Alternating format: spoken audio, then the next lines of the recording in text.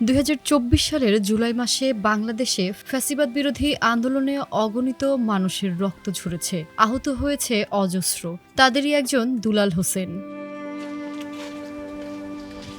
পেশায় রংমিস্ত্রি দুলাল। স্ত্রী ও ৩ সন্তান নিয়ে গ্রামের বাড়ি দিনাজপুর থেকে ঢাকায় এসেছিলেন জীবিকার তাগিদে। কিন্তু ৫ই আগস্ট ঢাকার উত্তরা আজিমপুর এলাকায় আন্দোলনরত মিছিলে কোমরে গুলি লাগে তার। কোমরের ডান পাশ দিয়ে ঢুকে বাম পাশ দিয়ে বেরিয়ে যায় গুলি।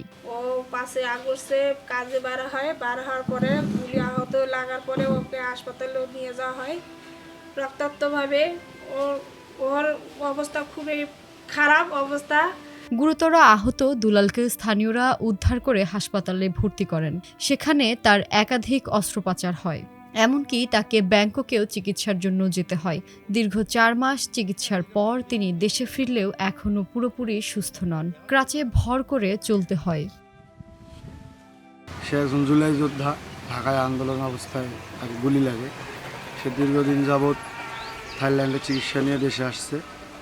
সরকারের পক্ষ থেকে তাকে কিছু দেওয়া হলে, সে খুবই গরিব, তার 3টা বাচ্চা আছে, কিছু সহায়তা করলে তার সংসারটা ভালোভাবে চলতে পারবে। সবচেয়ে মর্মান্তিক হলো এই ঘটনার পর তার স্ত্রী 2 সন্তান তাকে ছেড়ে চলে গেছে। বর্তমানে 1 ছেলে ও 1 মেয়েকে নিয়ে দুলাল মানবেতর জীবনযাপন করছেন। গুলি আমার ডান পাশে কোমরে ঢুকে বাম পাশে বার হয়। আমার খুব গুরুত্বপূর্ণ অবস্থা ছিল।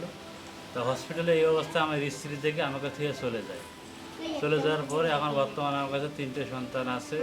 দুলাল আক্ষেপ করে বলেন, আগের মতো কাজ করতে পারি না। সরকার থেকে চিকিৎসার খরচ ও 2 লাখ টাকা পেলেও তা যথেষ্ট নয়। সরকার 2 লাখ টাকা চেক দিচ্ছে। 2 লাখ টাকা চেক দিয়ে আমার কি হবে? আমি তো চলতে পারবো না। আমার 3টা বাচ্চা আছে, সংসার আছে।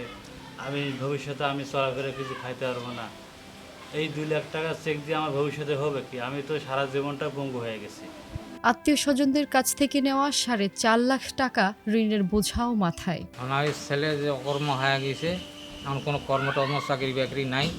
যাতে যেন সরকারের কাছে আবেদন জানা হচ্ছে যে আমার ছেলের জন্য কোনো চাকরি বাকরি হয় এবং ছেলে মেয়ে 3টাকে নিয়ে কোন ব্যবসা বাণিজ্য হোক, চাকরি বাকরি হোক, পরিজন খাই। স্থানীয় মেয়র দুলালকে স্থায়ী আয়ের একটি উৎস করে দেওয়ার জন্য সরকারের প্রতি আহ্বান জানিয়েছেন।